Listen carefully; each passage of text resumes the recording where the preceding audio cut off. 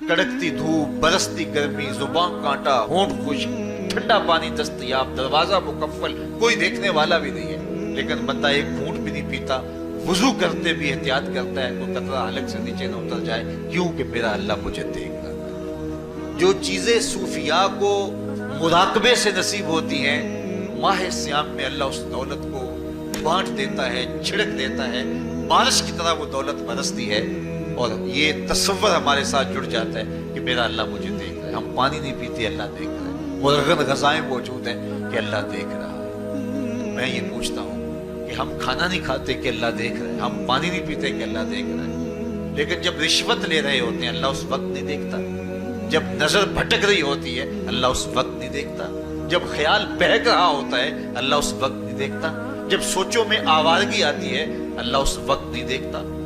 تو یہ صرف وہ کھانے اور پینے کو ہی دیکھ رہا ہے، باقی امور زندگی کو نہیں دیکھ رہا، اور وہ کیا صرف رمضان میں دیکھتا ہے، غیر رمضان میں نہیں دیکھتا۔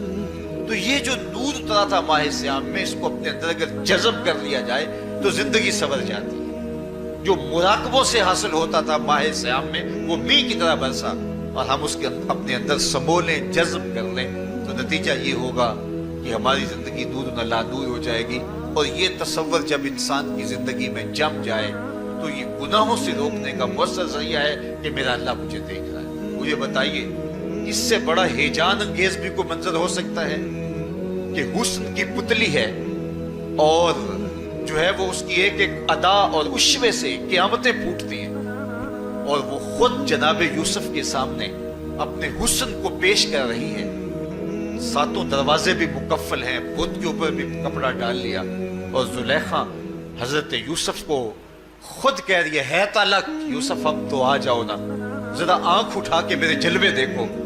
لیکن جناب یوسف کیا بولتے ہیں؟ قال معاذ اللہ، میں اللہ کی پناہ میں آتا ہوں۔ کہا تو 7 دروازے بند کر کے لوگوں کی نظروں سے چھپ گئی، اور موٹا کھیس ڈال کے اپنے زوم میں اپنے جھوٹے خدا سے بھی شرم کرتی ہے اور اس سے چھپ گئی، میں اس خدا سے حیا کیوں نہ کروں جو 7ویں کوٹری میں بھی دیکھ رہا ہے۔ پھر اتنی روشنیاں برسی، اتنا یقین برسا کہ گناہ کیا، گناہ کا تصور بھی محال ہو گیا۔ تو مجھے بتائیے کتنا ہیجان انگیز منظر تھا جب حسن قدموں میں بچھنے کے لیے خود بے تاب تھا، اور حضرت یوسف جوان رانا ہے، جوانی اور شباب پورے پاکپن پہ ہے، اور ادھر حسن مچل مچل کے قدموں میں بچھ رہا ہے، لیکن یہ جذبہ کہ میرا اللہ مجھے دیکھ رہا ہے ایسی رکاوٹ بنتا ہے۔ قال معاذ اللہ، کہا میں اللہ کی پناہ میں آتا ہوں۔ تو یہ یقین جب بندے کے ساتھ جڑ جاتا ہے کہ میرا اللہ مجھے دیکھ رہا ہے، تو پھر انسان کے لیے گناہ سے بچنا کوئی مشکل نہیں ہوتا۔ گھر میں فاقے ہوں، مشکل میں بندہ پھنسا ہو اور اس کو رشوت مل رہی ہو، تو پھر اپنا ہاتھ روکنا بڑا مشکل ہوتا ہے، بلکتے بچوں کا خیال آتا ہے۔ لیکن جب یہ خیال ہو کہ میرا رب میرا رازق ہے اور میرے اس عمل کو دیکھ رہا ہے، تو پھر بندہ اس کو پرے کا کی حیثیت میں نہیں دیتا، اور جب وہ پاؤں کی ٹھوکر پہ بھی نہ رکھے تو پھر اللہ فرماتا ہے وَيَرْزُقْهُ مِنْ حَيْثُ لَا يَحْتَسِبُ، تو یہ کر کے دیکھ میں تجھے وہاں سے رزق دوں گا جہاں سے تجھے گمان بھی نہیں ہوگا۔ تو اپنے یقین کو کھڑا کر کے دیکھ، میرے اوپر اعتماد کر کے دیکھ۔ میرے حضور نے فرمایا اللہ پر توکل کرنے کا جو حق ہے اگر تم ادا کرو، وہ تمہیں ایسے رزق دے جیسے پرندوں کو عطا کرتا ہے۔ صبح گھر سے نکلتے ہیں خالی پیٹ ہوتے ہیں، ہمیں تو پتہ ہے دفتر میں جانا ہے، ہمیں تو پتہ ہے دکان پہ جانا ہے، ہمیں تو پتہ ہے فیکٹری میں جانا ہے، ہمیں تو پتہ ہے کہ ہم نے فلاں جگہ جا کے دہاڑی لگانی، لیکن ان کا کوئی کاروبار نہیں ہوتا، کوئی فیکٹری نہیں ہوتی۔ جدھر جی آیا صبح جو ہے وہ اڑان بھر دی، بند توکل پنچھی اڑتے، خرچ نہ پلے زیرہ ہو، نہ کوئی راز ہے نہ کوئی کاروبار ہے۔ لیکن کبھی ایسا ہوگا کہ شام کو خالی پیٹ آئے ہو، تو کہا اگر تم اللہ پہ توکل کر لو وہ بھی تمہیں ایسے رزق دے جیسے پرندوں کو رزق عطا کرتا ہے۔ پرندوں میں سے ایک پرندہ ہے ہنس، یہ سچے موتی کھاتا ہے، اور آپ پنساری کے پاس موتی لینے جائیں تو ہزاروں روپے تولے کے ماشے کے حساب سے آپ لیں، تو پھر بھی آپ سوچتے ہیں کہ پتہ نہیں یہ خالص دی ہے یا نہیں دی ہے۔ وہ اتنے نایاب اور کامیاب ہیں کہ آپ ماشوں اور تولوں میں خریدتے ہیں اور پھر بھی آپ کو شک رہتا ہے کہ یہ خالص ہیں یا کہ نہیں۔ اور ہنس کھاتا ہی وہ ہے، اور دنیا پر ایک نہیں لاکھوں کروڑوں ہنس ہیں، اور روزانہ صبح و شام کھاتے ہیں اور پیٹ بھر کے کھاتے ہیں، اور اللہ انہیں روز عطا بھی کرتا ہے۔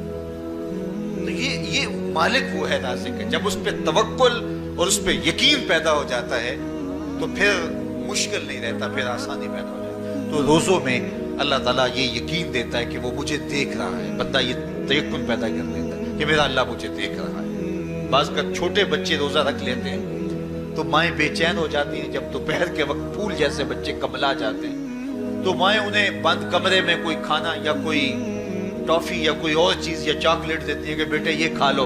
तो वो बच्चे नहीं खा रहे होते तो माएँ कहती हैं पुत्र खा लो, कोई नहीं देख रहा। तो वो बच्चे भी कहते हैं अल्लाह देख रहा है। तो वो जो सूफिया को मुराकबों से मिलता है वो एक बच्चे को भी नसीब हो रहा है कि मेरा अल्लाह मुझे देगा। यहाँ एक और भी तसल्ली है, हम हजार गुनाहगार सही, हम हजार स्याहकार सही, लेकिन हमारा रब पे कितना यकीन है रमजान में पता चलता है कि उस जात पे हमारा कितना तयक्कुन है, कितना यकीन है, जिसको देखा नहीं, छुआ नहीं, बात नहीं हुई, जो तसव्वुर ख्याल की हुदूद से बना है। इतना यकीन है कि हम पानी नहीं लेते, खाना नहीं लेते कि मेरा अल्लाह मुझे देख रहा है। काश के इसको हम अपनी पूरी जिंदगी में फैला लें और इसको जिंदगी में जब हम तारी कर लेंगे तो फिर गुनाह करना महाल और नामुमकिन हो जाएगा और जिंदगी नूर अला नूर हो जाएगी। और यही तकवे का हुसूल है।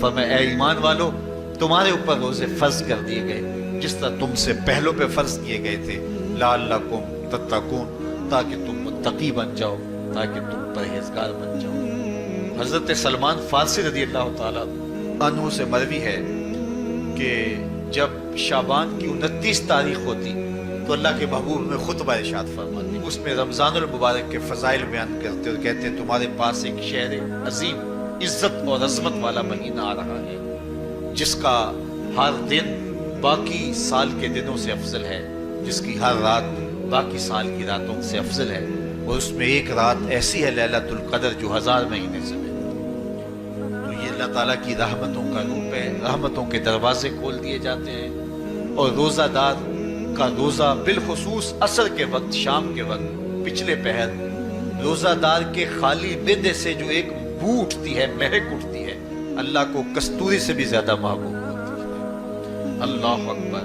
और फरमाया लिस्साए में फरहतान, फरहतुन इंदा फित्रही व फरहतुन इंदा लिकाए रब्बे। रोज़ादार के लिए दो खुशियां हैं। एक खुशी उसे तब मिलती है जब वो रोज़ा खोलता है सारे दिन की भूख और प्यास काट के, जब शाम को ठंडा और मीठा मशरूब उसे मिलता है और वो मशरूब अपने जो है वो मुंह में डालता है, वो मैदे की तरफ उतरता है, तो उसकी जुबान बोले ना बोले उसका एक एक अंग अल्लाह की तस्बीह बोल रहा होता है और अल्लाह का शुक्र अदा कर रहा होता है। उस वक्त उसे एक अजीब फरहत होती है कि इतना तवील लंबा रोजा था, शुक्र है कि मेरा रोजा तकमील को पहुंचा। एक रूहानी मुसर्रत, फिर रोजा खुलने के वक्त उसको बदनी मुसर्रत। तो एक फरमाया उसको फरहत तब मिलती है जब वो रोजा खोलता है, वह फरहतुन इंदा लिकाए रब्बे, और दूसरी फरहत उसे तब मिलेगी जब रोजे के सिले में अल्लाह अपने रुख से पर्दा हटा देगा और अल्लाह अपना दीदार अता फरमाएगा। तो ये रोजेदार के लिए खुशियां हैं।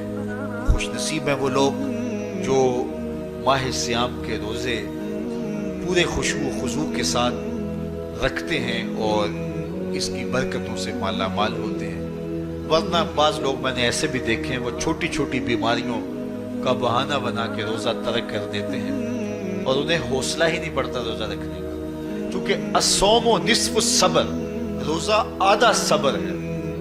मैं समझता हूँ, मैं शुगर का मरीज हूँ और 4 से 5 घंटे अगर मुझे कुछ खाने को ना मिले तो मेरी तबीयत में ऐसा इस्तराब और बेचैनी पैदा हो जाती है कि मैं घर वालों से उलझने की कैफियत में भी आ जाता हूँ। लेकिन माह सियाम में 20 घंटे भी काट लेता हूँ, लेकिन मेरी तबीयत पे कोई बोझ इसलिए नहीं होता कि मैं अल्लाह की रिज़ा को अपने जहन के एक एक गोशे में रखे हुए होता हूँ। तो ये आधा सब्र है, ये सब्र सिखाता है। और फिर रोजे से जब हम भूख काटते हैं तो गुरबा मसाकीन, वो लोग जो बेचारे भूख और प्यास काट के जिंदगी गुजारते हैं, उनका भी हमें ख्याल आता है कि हमें तो अपने इख्तियार से चंद लम्हों के लिए भूख काटनी पड़ी तो इसकी कुल्फत और इसकी अजियत इतनी है।